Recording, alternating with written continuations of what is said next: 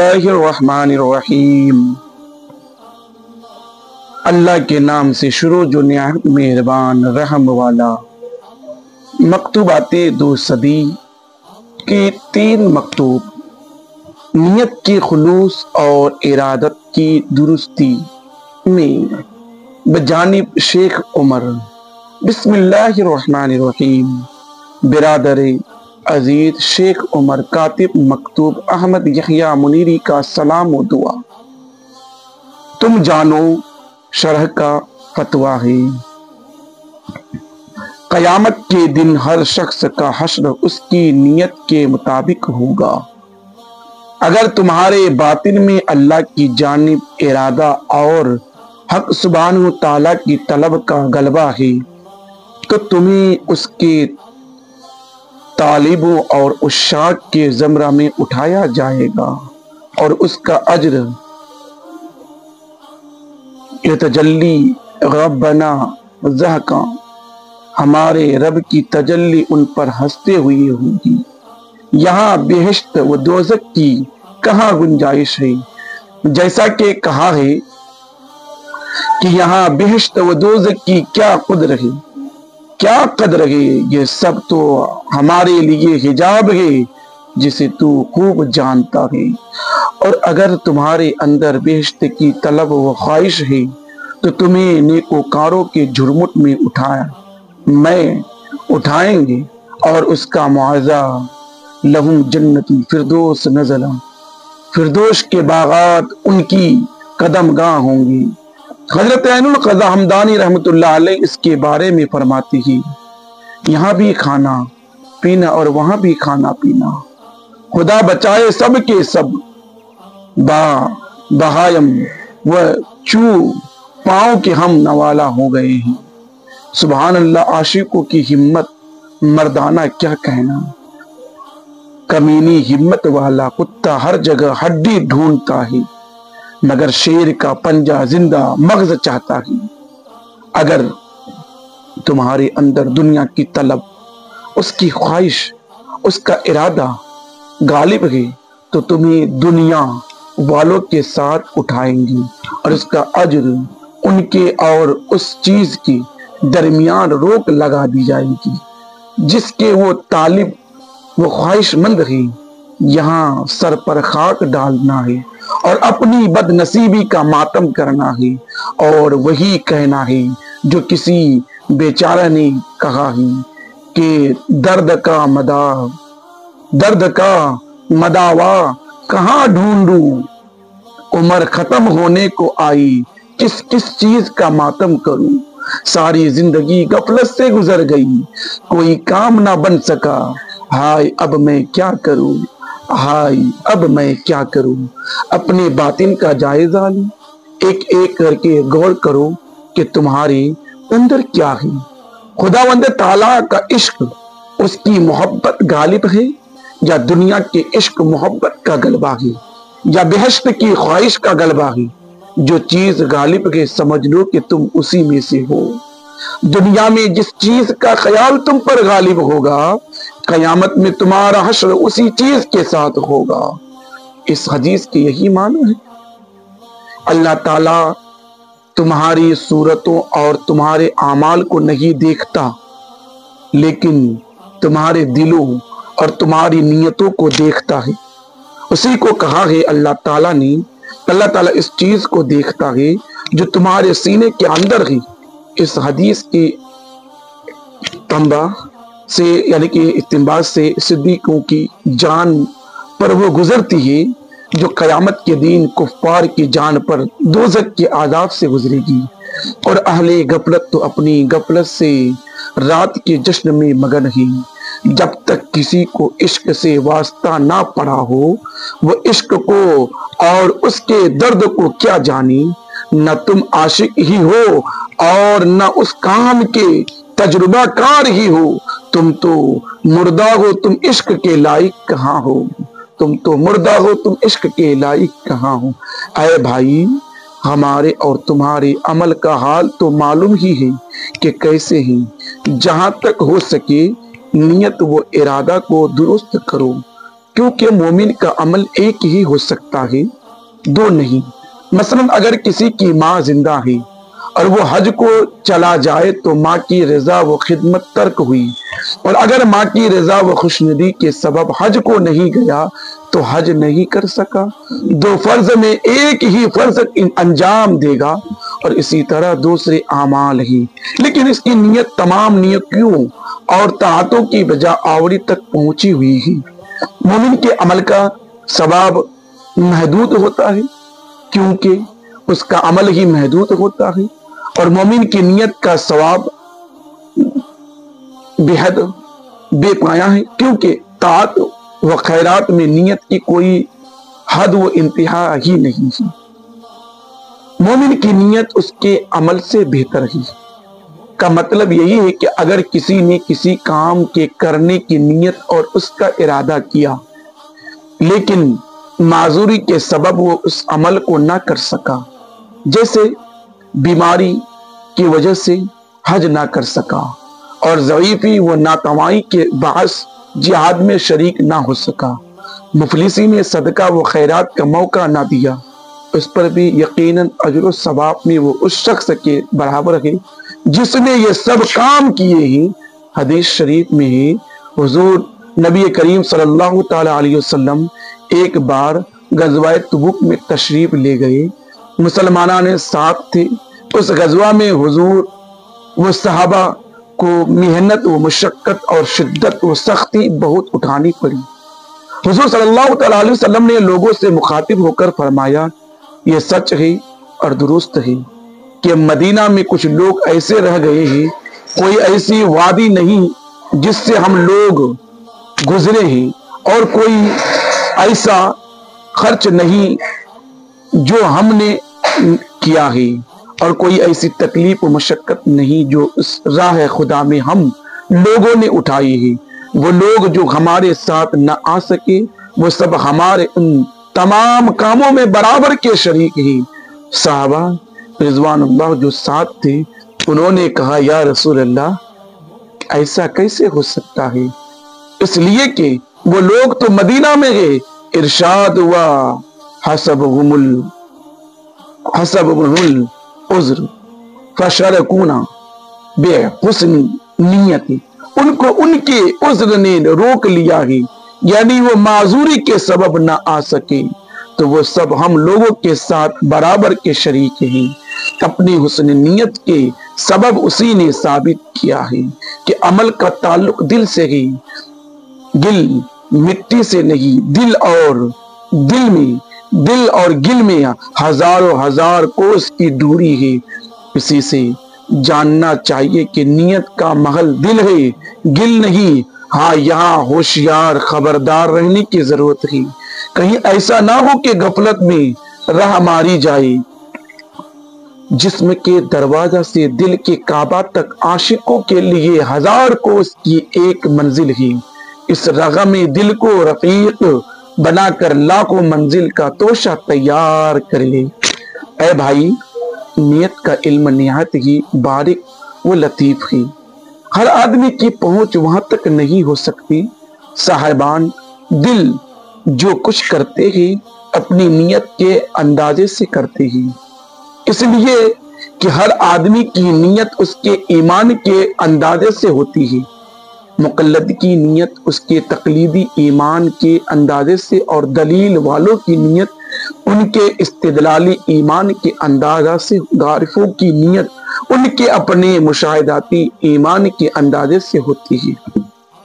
عجیب معاملہ ہے، جناب صدیق اکبر رضی اللہ تعالیٰ عنہ زن و فرزند کو مکہ میں چھوڑ کر حضور مصطفیٰ صلی اللہ تعالیٰ علیہ وسلم کے ساتھ ہجرت کر لیتے ہیں، اور حضرت خواجہ اویس رحمت اللہ علیہ ماں کو نہیں چھوڑتے ہیں۔ اگر تم ان دونوں حضرات کی نیت پر غور کرو تو دیکھو گے دونوں ہی کی نیت جائز، درست اور صحیح ہے۔ بعد اگلے بزرگ ایسے گزرے ہیں کہ جنہوں نے طاعت ترک کی ہے کیونکہ انہیں اس اطاعت کے کرنے کی نیت ہی نہیں ہوئی۔ چنانچہ کہتے ہیں کہ ابن سیری رحمت اللہ علیہ نے خواجہ حسن بصری رضی اللہ تعالیٰ عنہ کے جنازے پر نماز نہیں پڑھی۔ لوگوں نے پوچھا تو کہاں نیت ہی نہیں ہوئی۔ اس بارے میں بزرگان دین کہتے ہیں کہ ان لوگوں کا عمل نہ کرنا دوسروں کے کرنے سے ہو سکتا ہے کہ ثواب میں بہتر ہو۔ لوگوں کو کیا خبر مردان یعنی مرد ان راہ کیوں نماز پڑھتے ہیں اور کیوں نہیں پڑھتے ہیں، کیوں روزہ رکھتے ہیں اور کیوں روزہ نہیں رکھتے، کون جانے ان کے حج کرنے کی کیا وجہ ہوتی ہے اور حج نہ کرنے کی کیا وجہ ہوتی ہے۔ پہلے رسوم و عادات یا حیران و سرگرداں ہیں۔ یقیناً رسم و عادت دوسری چیز ہے اور انبیاء اولیاء کی راہ دوسری ہے۔ چنانچہ کہا ہے اے دوست اس راہ انبیاء و اولیاء میں کب چل سکتے ہیں؟ اس کی مثال تو یہ ہے کہ مکڑے کو بھی ہاتھی کے جال جلنے کا شوق ہو گیا ہے، مکڑے کو بھی ہاتھی کے چال چلنے کا شوق ہو گیا ہے۔ اے بھائی، آج ہر شخص باطل خیال پر بھروسہ کیے ہوئے ہیں اور غلط گمان میں مبتلا ہے۔ اگر دین اسی آسانی سے حاصل ہوتا جیسا کہ لوگ خیال کرتے ہیں تو انبیاء و اولیاء کے جگر پانی نہ ہوتے، مردان خدا کے دل جل بھن کر کباب نہ بن جاتے۔ اے بھائی، تمہیں مردان خدا کے دین کی کیا خبر؟ فی الحال رات و دن اسی حسرت میں جلتے ہو۔ اگر تم سے ہو سکے تو خود کو ان کی جوتیوں کی خدمت میں لگا دو، یہ خود بہت بڑا کام ہے۔ من احب قوما حشر معهم، جو شخص جس گروہ سے محبت کرتا ہے قیامت میں وہ اسی کے ساتھ اٹھایا جائے گا۔ سبحان اللہ، یہی کیا کچھ کم دولت ہے؟ اے عزیز، اگر حضور محمد رسول اللہ صلی اللہ تعالی علیہ وسلم کے حق میں فرمایا گیا ہے انک لتہدی الی صراط مستقیم، بے شک آپ صراط مستقیم کی طرف ہدایت کرتے ہیں، تو پیروں کے حق میں ارشاد ہوا، پیروں کے حکم میں ارشاد ہوا ہماری مخلوق میں ایک ایسی جماعت بھی ہے جو حق کی طرف ہدایت کرتی ہے۔ انبیاء کے جوتوں کے سائے دولت میں پناہ لے لو تاکہ خدا تک پہنچ جاؤ، پیروں کی جوتیوں کی خدمت کرتے رہو، کام یہی ہے، اس کے علاوہ جو کچھ ہے وہ دوسرے کام ہیں۔ اگر تجھے پیر کی دستگیری حاصل ہو جائے تو تیرے درد کا مداوا تجھے مل گیا۔ ہوشیار رہو، جس کسی کی ہمت خداوند تعالیٰ کے علاوہ کسی اور چیز کی ہے، اگرچہ وہ جنت الفردوس ہی کیوں نہ ہو، جو اپنے تمام ناز و نعمت کے ساتھ آراستہ ہے، مردوں کی راہ سے وہ بہت دور ہے۔ مردوں کی راہ ہے کیا؟ تو لو ایک شاعر سے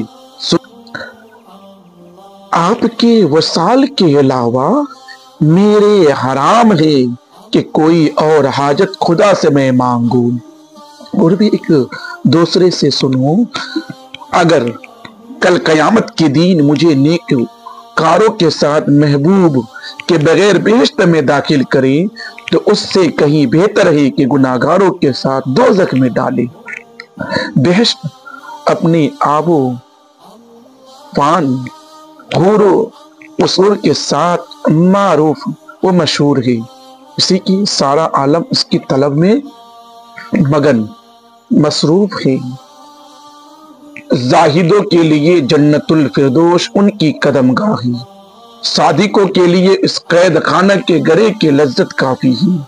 اس کے لطف کو عام و خاص، اچھے بری سب نے پایا ہے، مگر اس کی قہر کو اختیار کرنا اخص الخواص ہی کا کام ہے۔ جانتے ہو مردان خدا کی جنت کیا ہے؟ بے شک اللہ کی ایک جنت ایسی ہے جس میں حور و قصور نہیں۔ پھر اگر تم یہ کہو کہ آخر میرا رب تجلی فرمائے گا ہنستے ہوئے، جو فرمایا ہے وہ کیا ہے؟ تو وہ یہ ہے جو کہا ہے کہ دوسروں کے لیے جس چیز کا وعدہ کل کا ہے ہمارے لیے تو آج ہی یہاں وہ نقد حاصل ہی۔ تمہیں یہ جاننا چاہیے کہ عالم میں محبت کے کاروبار ہی دوسرے ہیں اور اہل محنت یعنی رنج و مشقت اٹھانے والے دوسرے ہی گروہ کے لوگ ہیں۔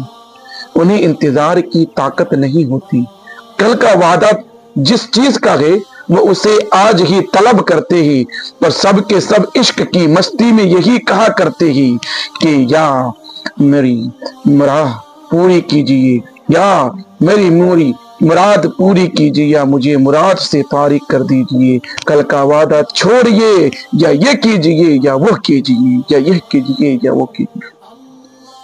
حضرت رابعہ بصری رحمت اللہ علیہ سے لوگوں نے پوچھا آپ بہشت کیوں نہیں چاہتی ہیں؟ فرمایا کہ پہلے پڑوسی پھر مکان، ایک دامنی پوش یعنی دوپٹہ اوڑھنے والی کی ہمت دیکھو اور اپنے جبہ و دستار پر ماتم کرو اور سمجھ لو کہ حقیقتاً نہ مرد ہو نہ عورت، پھر غور کرو آخر ہو کیا۔ ایک وقت حضرت امام شبلی رحمت اللہ علیہ غائب ہو گئے، مریدان ان کی تلاش میں نکلے، دیکھا مخنثوں کا لباس پہنے ہوئے ان کی جماعت میں بیٹھے ہیں۔ لوگوں نے سر پیٹ لیا، فریاد کرنے لگے اے مقتدائے وقت یہ کیا حالت ہے؟ فرمایا میں نے غور کیا تو دیکھا کہ صورت میں عورت نہیں ہوں اور مانن مرد بھی نہیں ہوں، تو ضرور میں مقنث ہوں، اور مقنث کے لیے یہی بہتر ہے کہ وہ مقنثوں کے ساتھ رہے۔ خواجہ عطار رحمت اللہ علیہ فرماتے ہیں کہ جب کوئی دیوانہ اپنی شیوا دیوان کی ڈنگ مارے تو تم اپنے اندھے پن سے اس کے ساتھ صف آرائی نہ کرو، تم اس کے دیوانگی کے شیوا سے زبان کو دور رکھو، ان دیوانے عاشقوں کو معذور سمجھو، عاقلوں کے لیے شرح کی ذمہ داریاں آئی ہے اور بے دلوں کے لیے عشق کا شرف محدود ہے۔ یقیناً غلطی پر معلوم ہوتا ہے، لیکن خوشی گستاخی میں جو کچھ کہا جاتا ہے وہ سب روا ہے۔ اے بھائی الغرض ہر وہ کام جو آدمی کرتا ہے وہ کسی نہ کسی نیت و بعثہ سے خالی نہیں ہوتا۔ اگر اس کے باطن میں دنیا کی محبت غالب ہے تو ہر کام میں اس کی نیت اس کا بعثہ دنیاوی ہی ہوتا ہے، اگرچہ روزہ نماز حج و صدقات ہی ہو دنیا دار ہی میں شمار کیا جائے گا، اور اگر اس کے باطن میں عقبہ کی محبت کا غلبہ ہے تو ہر کام میں اس کی نیت اس کا باعث وہی ہوتا ہے، اگرچہ وہ کھانا پینا سونا ہی کیوں نہ ہو سب کو عقبہ بھی ہی شمار کیا جائے گا۔ یہ مثل مشہور ہے کہ برتن سے وہی چیز باہر آئے گی جو اس میں ہوگی۔ ایک اور دوسری قوم ہے جسے سلطانی ہمت کہتے ہیں، یہ لوگ جو کچھ بھی کرتے ہیں خالصاً اللہ کے لیے کرتے ہیں۔ ان الصلاۃ و نسکی و محیائی و مماتی للہ رب العالمین، بے شک میری نماز میری قربانی میرا جینا میرا مرنا سب اللہ ہی کے لیے ہے جو سارے جہان کا پروردگار ہے۔ ان کی صفت ہے یریدون وجہ کا جلوہ ہے، صرف اس کی رضا کے لیے عبادت کرتے ہیں، پاؤں ان کے دنیا کی طرف اور سر آخرت کی طرف نہیں جھکتے اس وقت تک جب تک دوست کی بارگاہ سے یہ ندا نہ سن لے کہ انتم ولی کی حقیقت میں تم ہمارے حقیقی دوست ہو۔ اس شعر میں اسی کی طرف اشارہ ہے، ہمارے لیے اس جہاں کے علاوہ ایک دوسرا جہاں ہے، دوزخ و بہشت کے علاوہ دوسرا ہی مکان ہے۔ سبحان اللہ، کس رتبے کے یہ مردان خدا ہیں، ان کی صفات میں جو کوئی بھی جس قدر اور جتنا زیادہ لکھ سکتا ہو لکھے یا کہہ سکتا ہو کہے، وہ سب ان کی صفت میں سمندر کے ایک قطرہ کی مثال ہے۔ ہمیں تمہیں اور ہم جیسے اور دوسروں کو ان مردان خدا کے بارے میں لکھنے اور پڑھنے کے سوا اور کیا حصہ و نصیب ہی۔ عشق آمدنی بود نہ آموختی کیا کیا جائے، عشق ہو جانے کے